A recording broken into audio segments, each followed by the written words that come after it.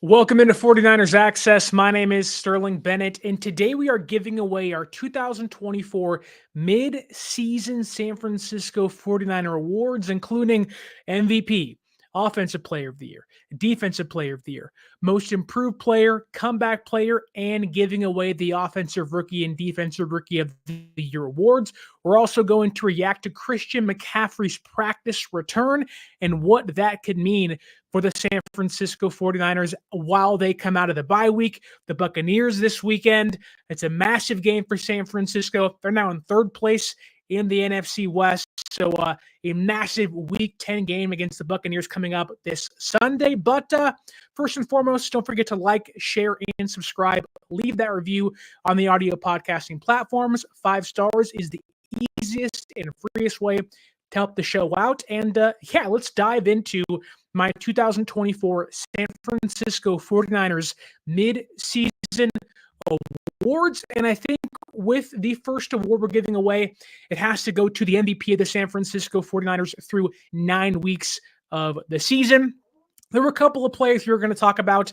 Brock Purdy, who I thought was a front runner initially, but once I dove into what the team was doing, actually, I said, you know what? There is one player that is head and shoulders above the rest in regards to who deserves to be this team's most valuable player, and that is linebacker Fred Warner. He's the MVP by far. He has 66 total tackles this year. He has 6 pass breakups, 4 forced fumbles, 2 interceptions, 1 sack, 1 touchdown. When you talk about most valuable player, you have to ask, what does that word valuable mean? This Niners team, this Niners defense would, even though they're 4-4, would be nowhere near that mark without a player like Fred Warner. Now, I get it. Quarterback is maybe a more important position to the overall health and well-being of a National Football League team, but Fred Warner in the middle of that defense where Devondre Campbell has been just a freaking turnstile at linebacker too. The secondary at times, albeit improved this year. Early in the season, it wasn't great.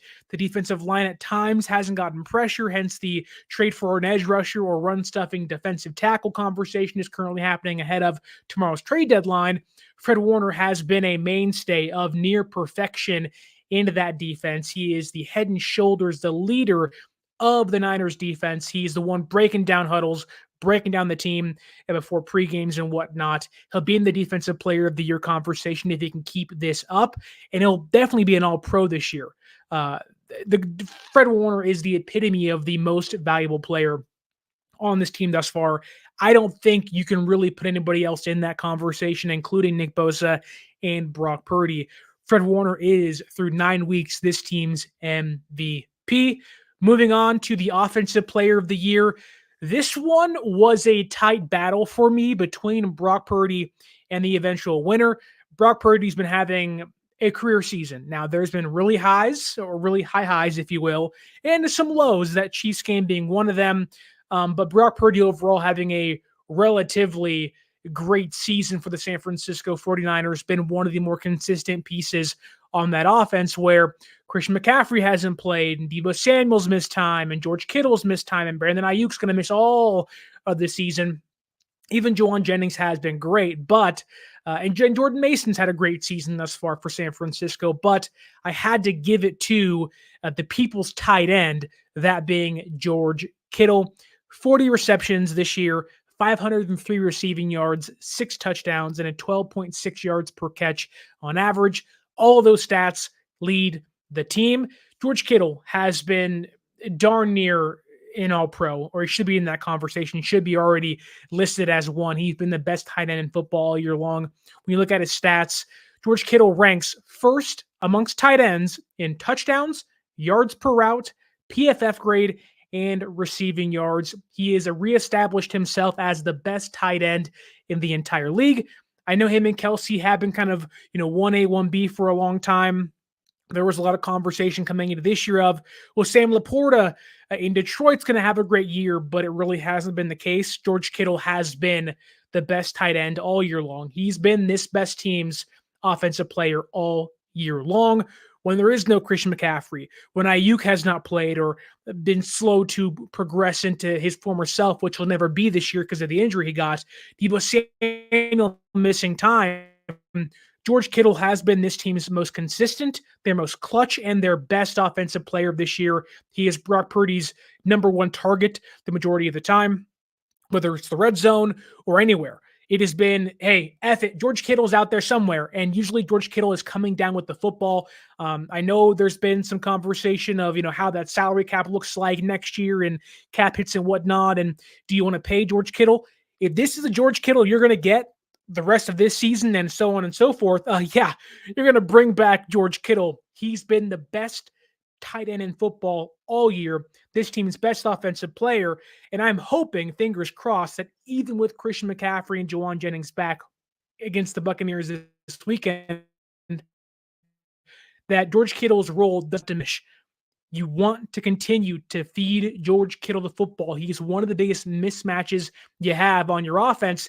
And if you're not going to have Aiyuk and you're going to have lesser used Christian McCaffrey, George Kittle has to be the guy you lean on. I think it should be. Let's go to Defensive Player of the Year for a second. Deommodore Lenoir is going to get that. Fred Warner, obviously, is the MVP. I didn't want to give the same award to two, or didn't want to give one player two awards, so expect different people each time we talk about each award. Lenoir has been phenomenal. He's Himothy the Hyena. That's what his Instagram is. That's what he's been. He's been this team's best cornerback. He's been this team's best coverage player. He has been and will be deserving of that next massive contract, to a point of Charvarius Ward, which I know the tragedy of his daughter passing away, RIP, that sucks. It's terrible. But on a football, strictly football conversation, Lenoir has been, and I think will be, this team's number one cornerback going forward. In 291 coverage snaps this year, he's been targeted 52 times. In those 52 targets, he has broken his 2 interceptions. He has 1 forced fumble. And again, in those 291 coverage snaps, he has 0 touchdowns allowed. When you talk about who are the lockdown cornerbacks in the NFL, I get you may have guys higher than him, but Deommodore Lenoir needs to be in that conversation. He is and has been this team's best defensive player, not named Fred Warner this year, been their best cornerback by far, and will be deserving of that massive contract this offseason. You have to pay him, lock him up as soon as you can. He is, again, he's a dog. The mentality is there, and it's been shown the last 2 years where you could argue the last 2 years he's actually been this team's best cornerback.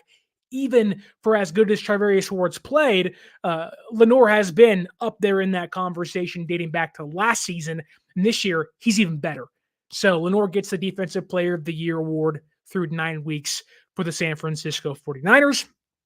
The next award is Comeback Player of the Year. There's a really obvious answer, and that's who I'm going to give it to.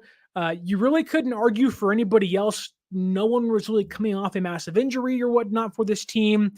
So I gave it to Ricky Pearsall.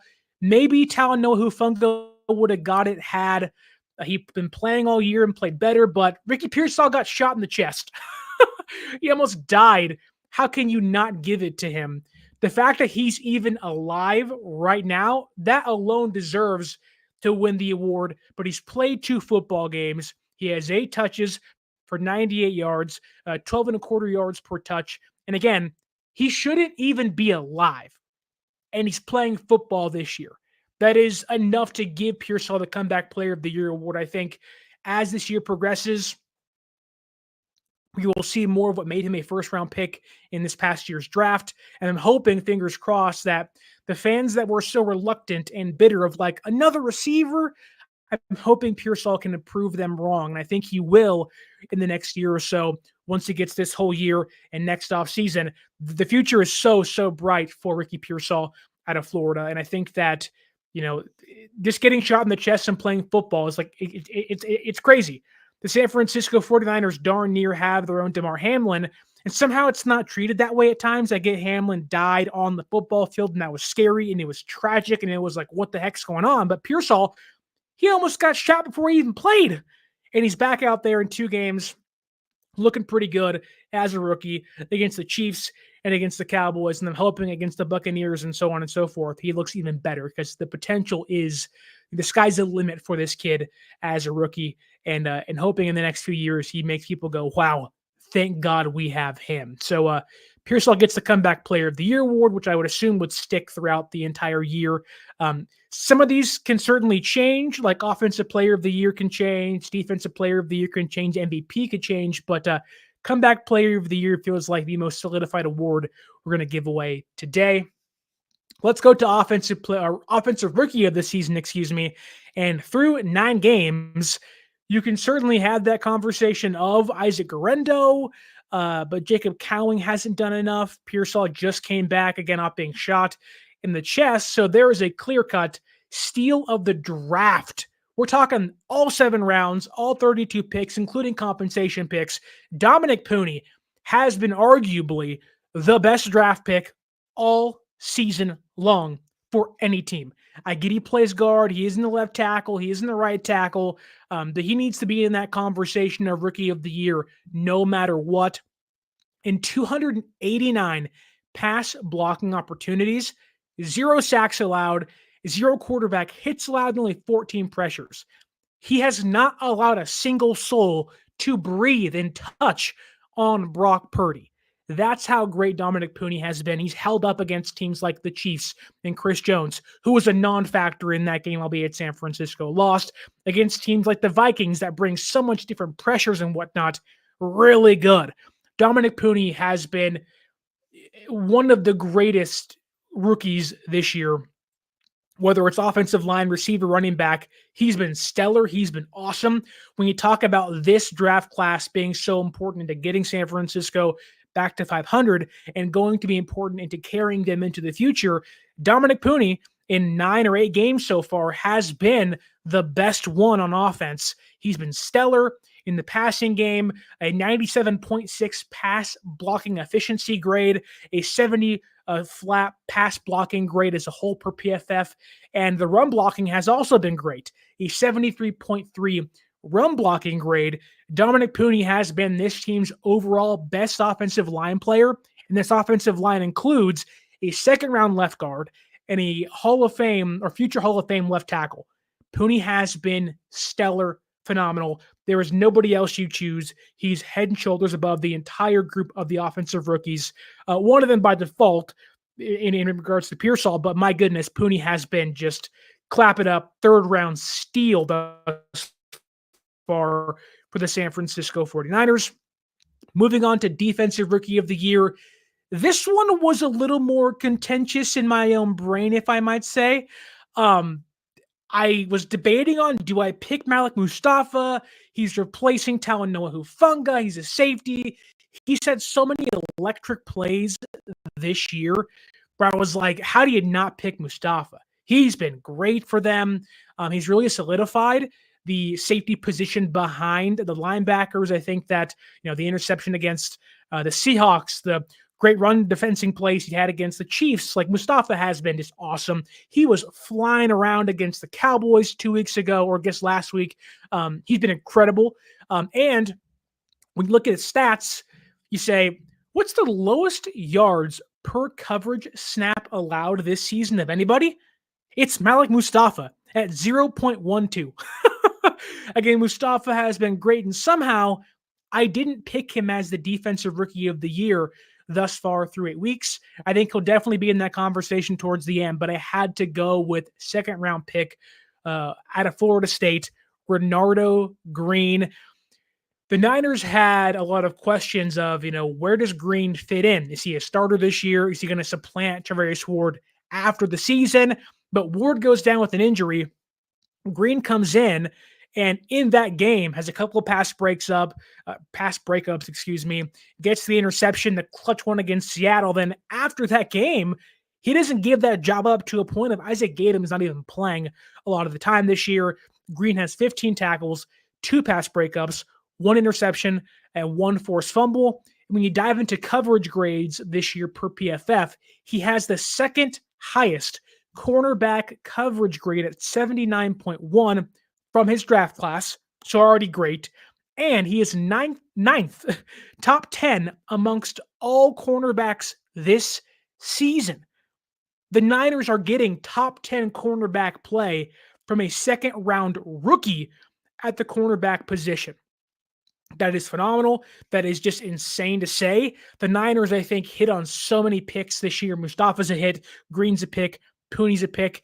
If Shanahan can kind of work in Callan here or there, he'll be a hit, hopefully. And Pearsall, once he can get some reps under his belt, should be a hit. And even Isaac Guerrero this year has shown spurts of being a massive hit for them that, hey, maybe this year or next year, he's the RB2 or mixed in with a McCaffrey and Mason kind of three-headed monster in that backfield. The Niners hit on so many picks this year where it's like, who do you it's a big toss-up. But on defense thus far, Green, I think, has been the best rookie they've had this season. Mustafa certainly in that conversation. Wouldn't blame me if you picked him, but Green has just been phenomenal this year for San Francisco. Then the most improved player this year, I wanted to pick Jauan Jennings so bad. I was like, oh, it's third and Jauan. He's been the receiver number 2.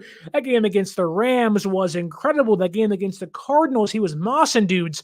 I wanted to pick JJ so bad, and he'll be back this week, it looks like, off the hip injury, which will be awesome to see.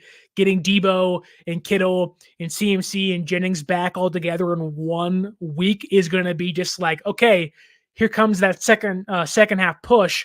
But when Christian McCaffrey went down, although there were people that were saying Jordan Mason, let's see what he can do, and I was in that it was certainly in that grouping, and I'm sure you may have been as well. But there was still some like, well, he's not Christian McCaffrey though.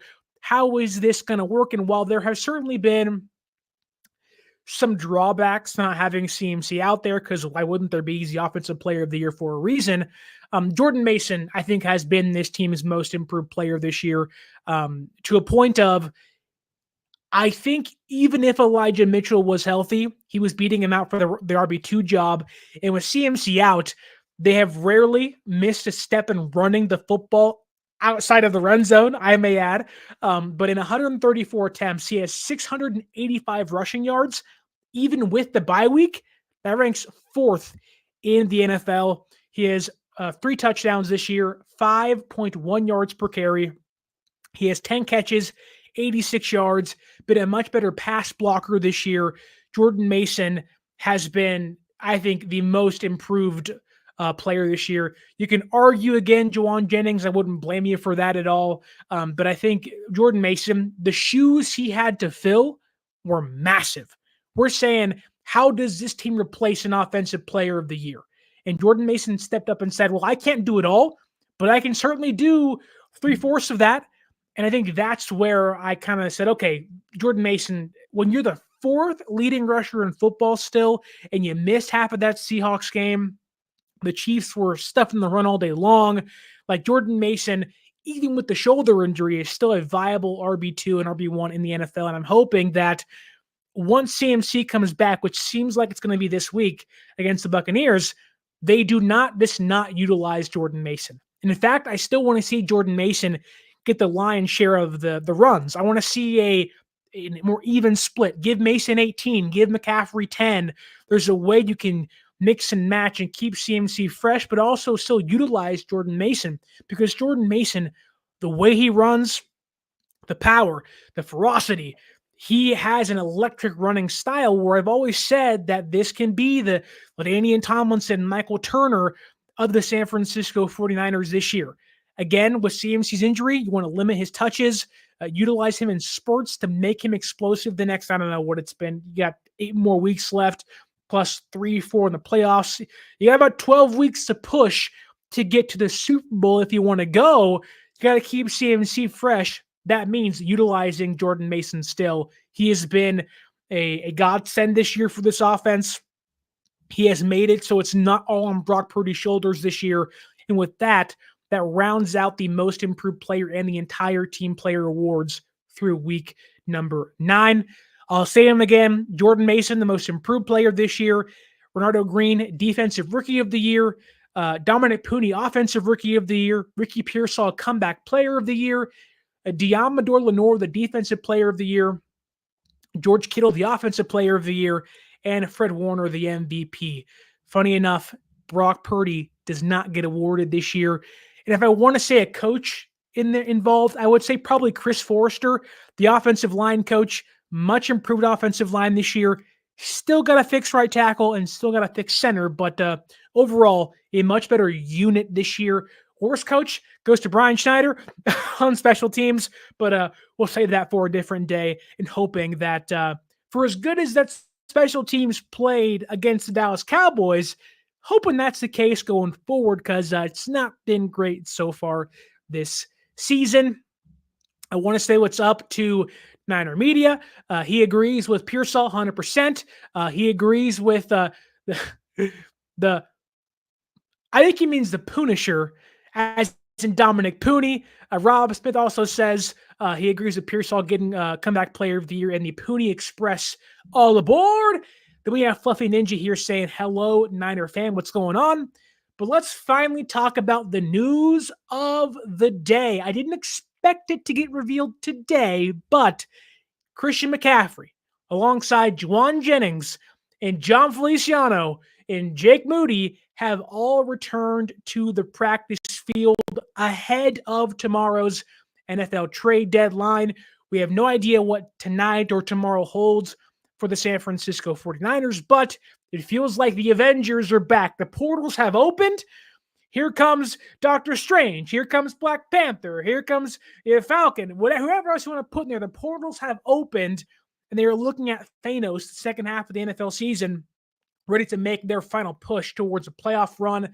The San Francisco 49ers are currently in third place in the NFC West. Not exactly where you want to be post-bye week. The Bears didn't help them out. The Seahawks didn't help them out, but you're in a good place in regards to health. And if Christian McCaffrey is indeed coming back, which John Lynch said, that is the hope. Now, there's a chance he does not come back this week, but next week. This is kind of the final ramp-up period he gets. I'm assuming he'll kind of be monitored all week, and I'm hoping that even if he's active, they take it slow with him. You can win games against the Bucs, who aren't going to have Chris Godwin or Mike Evans. They play tonight against the Chiefs, so who knows who else they may not have. Fingers crossed they can stay healthy. But this is a massive get for San Francisco.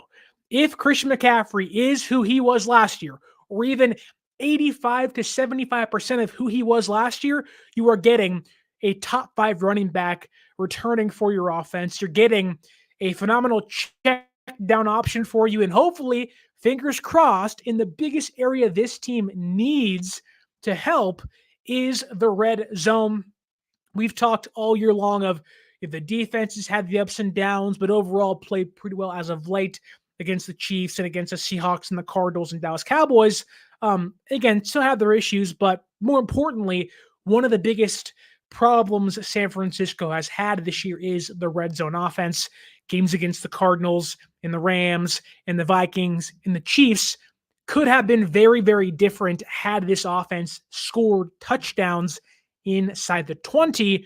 And that, I think, is where a return of Christian McCaffrey, even if it is in a small role, even if McCaffrey only plays in the red zone against the Buccaneers this Sunday, that alone is enough to make me say, wow, this team should be able to score 28 to 30 points a game and kind of mitigate the defensive lapses they've had late in games in third and fourth quarters. Because when you look at where the Niners have struggled this year, it is third down rushing success and the red zone. This year, the San Francisco 49ers third down rushing success rate has dropped 17% without Christian McCaffrey on the field. That alone is like, what the heck? Like, okay, you talk about third and shorts and maybe like a third and 4. CMC, if he's healthy, can help San Francisco sustain drives longer, not get stuffed on the offensive line, which doesn't absolve the offensive line issues, but certainly helps the offense as a whole have these long, grueling drives, lower their 3-and-out rate, which has been pretty high this year compared to where it was the last couple of seasons. So third down rates should improve under or with Christian McCaffrey back on the field, whether it's this Sunday or next Sunday. In the red zone, Christian McCaffrey's injury has, I think, been the most impactful in the red zone. Last year in the red zone, He had 13 receptions on 17 targets for 5 touchdowns. That is money. That is almost as many touchdowns. Well, that's actually one less touchdown as George Kittle has had in 9 or 8 games this season. 7 games, I guess, for Kittle because he missed one against the Rams. But that's incredible for Christian McCaffrey. I think when you look at what Brock Purdy has been doing this year, not taking checkdowns, against the Rams. That's kind of one of the bigger games you look at and go, well, take your check down, Brock. Keep drives alive. Don't force throws. There's a real possibility that once Christian McCaffrey comes back, whether it's this game against the Buccaneers on Sunday or in Week 11, that the Niners not only get to improve third down rushing success rate in the red zone, but also Brock Purdy doesn't feel like he has to play hero ball, hopefully dropping his turnover rate down lower, making this team play more comfortable, with more competitiveness, sustain longer drives. Once they get into the red zone, score more points. Like, it's not to say that Christian McCaffrey fixes the offense, but what it does is it almost fixes the offense. It improves key areas to help them be better. They're fine. They're okay. But Christian McCaffrey takes them from being good or okay, average, to being great, to being elite, to being top 5 in football. That is what we're talking about here. This Niners team, I do think, can make the playoffs without Christian McCaffrey. But when you talk about Super Bowls and NFC championships, this team needs Christian McCaffrey over anybody else. Deebo, Aiyuk, Kittle, they all play their role for sure. Juwan Jennings, Pearsall, and whatnot. They're all going to play their role, but Christian McCaffrey elevates this team from good to great, from great to elite, from elite to top 10 to top 5 to top 1. Christian McCaffrey does so many things for this offense where, like, my mind thinks of Shanahan post-bye week, November. That's where this team turns things up. You have the Rams again. You have the Seahawks again. You have the Cardinals. You have the Bills and the Packers, who don't look as good as they once did. But you have so many great teams. The Lions, that's going to be a freaking dogfight if they're all healthy. This team needs Christian McCaffrey in the worst way. And you talk about, the Niners getting CMC back, their offense becomes limitless again. Right now, they're good, but they have limitations. You get CMC back, they become limitless in 2024. That is where you want to be coming into the second half. They essentially acquired 4 players without even trading for anybody. You get CMC back, Juwan Jennings back, Jake Moody, for what it's worth, is back, and John Feliciano becomes that backup guard / center role where maybe you're having a conversation of Feliciano should be center going forward. I wouldn't disagree. So the Niners really did acquire 4 players without doing anything, which is great to see, and hopefully CMC can stay healthy. But going back to that one stat I read about the red zone, CMC last year had 13 receptions on 17 targets for 5 touchdowns last year in the red zone. This year, including Grendo and Mason and Patrick Taylor Jr. and Kyle Juszczyk, this team has 3 combined receptions from their running backs. And this team loves to throw the football on third downs in the red zone, and it's never, never, never to running backs. Christian McCaffrey hopefully allows this team to go from field goals to touchdowns. And when you start doing that, you start winning some more games. Looking at San Francisco's schedule, the remaining portion of the season, it's not easy. They have one of the hardest schedules remaining. I think it's like the 3rd or 4th toughest, but they have the Buccaneers coming up this Sunday, which I do think is a game San Francisco should win. They're off the bye week. You kind of have to win that game, right? But you have a game against the Buccaneers on the road. Then you're at home against Seattle. Then you're on the road in Green Bay. Then you're on the road in Buffalo. Then you're at home against Chicago, at home against the Rams, in Miami, versus the Lions, and at the Cardinals. This is a scenario where the San Francisco 49ers, you get CMC back, although the way the team has played this year doesn't lean to given wins, right? But they can beat the Cardinals. The Dolphins, yeah. The Rams, yep, although I'm very scared of the Rams currently. The Bears, yep. The Seahawks for sure. The Buccaneers, yep. Okay, well, you're talking about 6 wins right there on paper, which means nothing. But you look at it as a whole, you're like, well, they can reasonably put 6 wins together this year in the second half. Well, then you're 10-7. You're 10-7. You're feeling pretty good. You're probably a wild card team. If not, the Cardinals fall off. The Rams get hot. Seahawks fall apart. This team could reasonably win the NFC West with 10 wins this year. And that even opens a conversation of you can win 11 games this year. And then you talk about being a third or second seed this year. For as crazy as this year has been, the NFC is wide open. It is the Lions and then everybody else. The Vikings are kind of falling apart a little bit. They won last night, but they played the Colts and Joe Flacco, so let's not go too crazy there. The Bears aren't playing good football. The Cardinals are kind of getting lucky with the way they're winning, but they're winning, and they're going for it. But the Niners are in a really good spot to make that second half run this year and, kind of ascend up the standings in the NFC and mainly the NFC West. Like the Rams schedule is tough. The Cardinals have an easy schedule, but my goodness. We have a comment here saying, shout out to everyone, including myself. Keep up the great work on the channel. Appreciate it. Shout out from the South Bronx, brother BKL Contreras, sports entertainment guy. Well, thank you, brother BKL. Really appreciate it. Hope you're having a great day. Weirdly enough, today's MLB free agency start day about an hour and a half ago. Then it's the election tomorrow.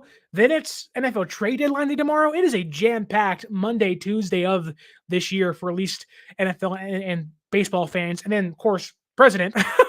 A lot of stuff happening on Monday and Tuesday this week. So I'm hoping that it's a rather eventful but peaceful time for the country. But yeah, we're having a great time talking to Niners, hoping that the Niners can make that big push in the second half. And I really do think they're in a good spot to make that big push.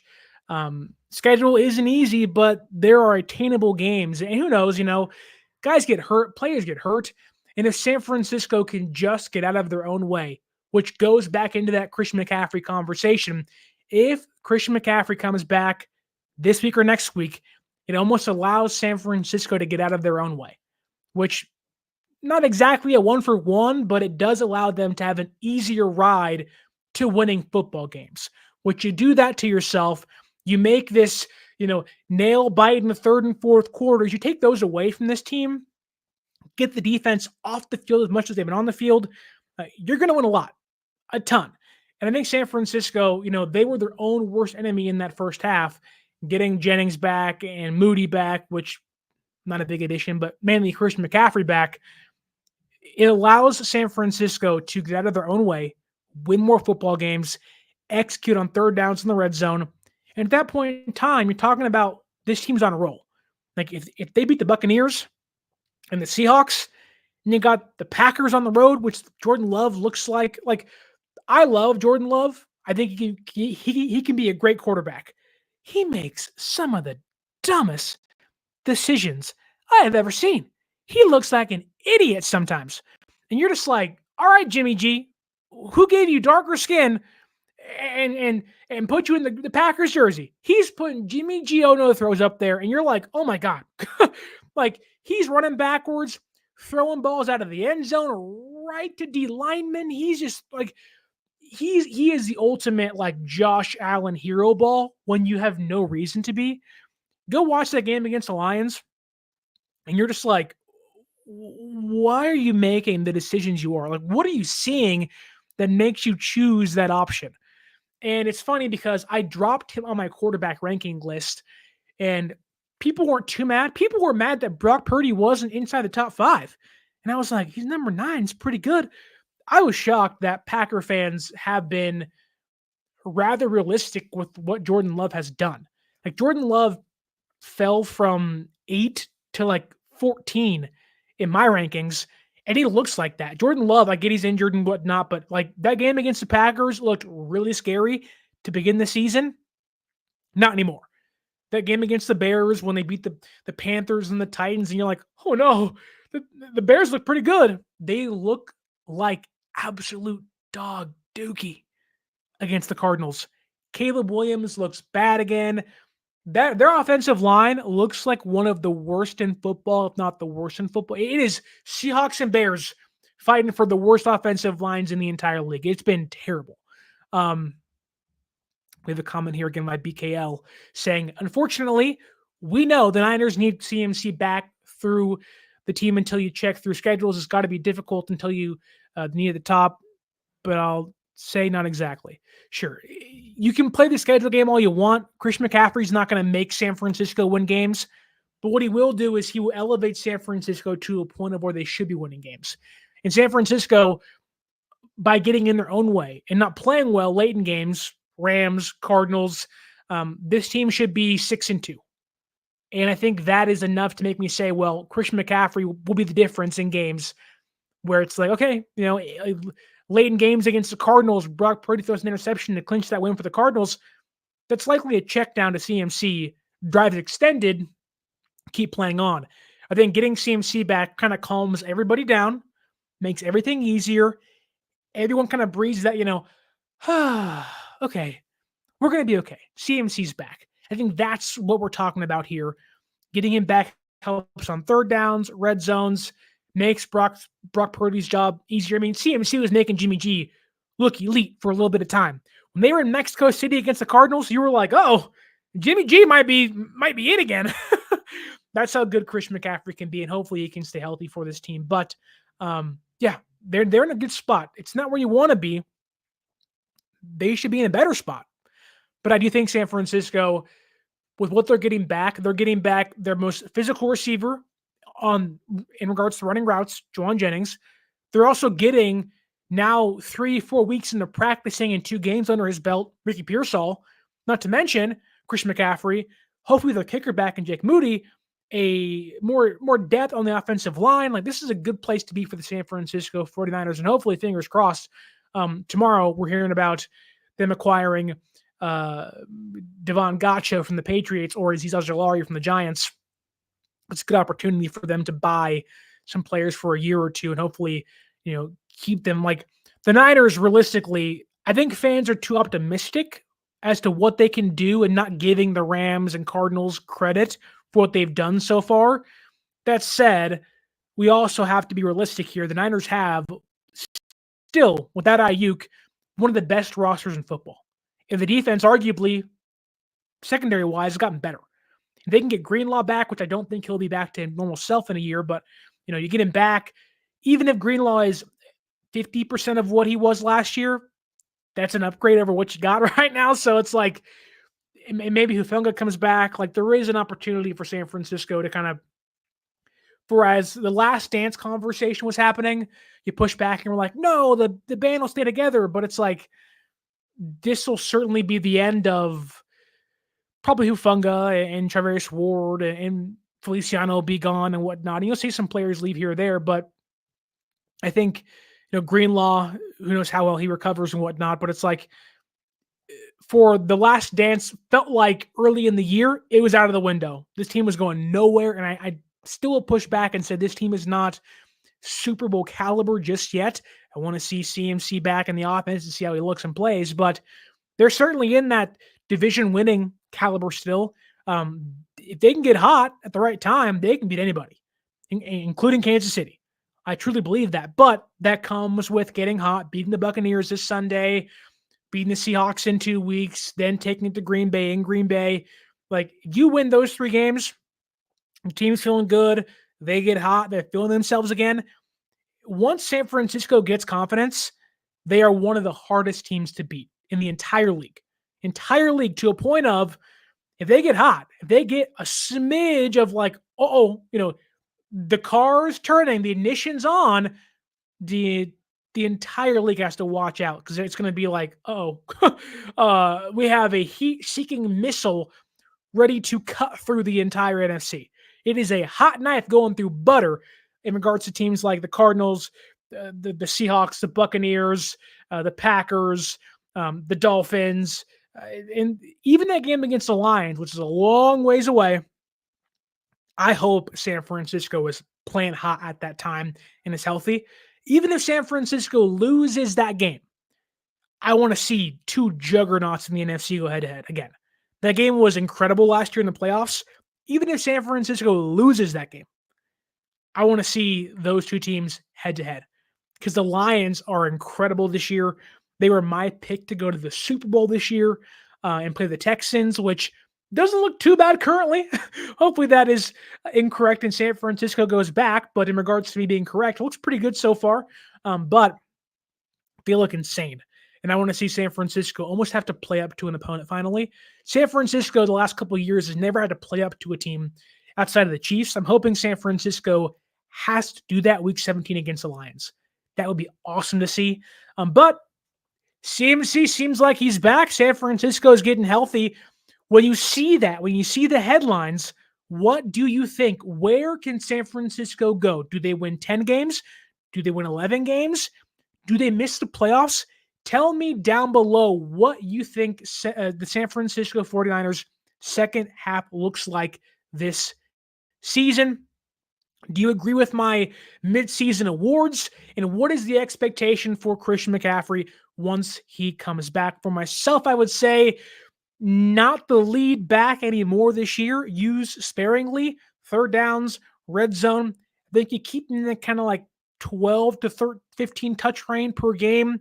Don't make him this incredible, bell cow back. Lean on Mason and Grendo to help you out. I think this team, even if CMC is used as a kind of, specialty, if you will, this team can go really, really far this year. But what do you think CMC does for them this year? What do you think, and how do you think he looks coming back off the Achilles injury? Tell me down below in the comments. Like, share, and subscribe. And if you can, and you want to go watch your team play this year, use promo code 49ers Access 49 ERS ACCESS at SeatGeek.com and save yourself $20 off your first purchase. And if you're waiting idly by of what is your team going to do at the trade deadline tomorrow, go to sportsspyder.com. They have the latest news, podcast, YouTube videos, articles about your favorite team, from the Niners to the Cowboys to the Chiefs, MLB, NFL, NBA, does not matter. Go to sportsspyder.com or click that link down below in the description. And don't forget to follow us on social media at 49ers_access is the X or Twitter. 49ers.access is the Instagram. My name is Sterling Bennett. Hope you have a wonderful rest of your week. Fun MLB free agency tonight and NFL trade deadline tomorrow. Stay tuned for any reaction to trades the Niners may or may not make tomorrow at the NFL trade deadline. As always, my name is Sterling Bennett, and stay faithful.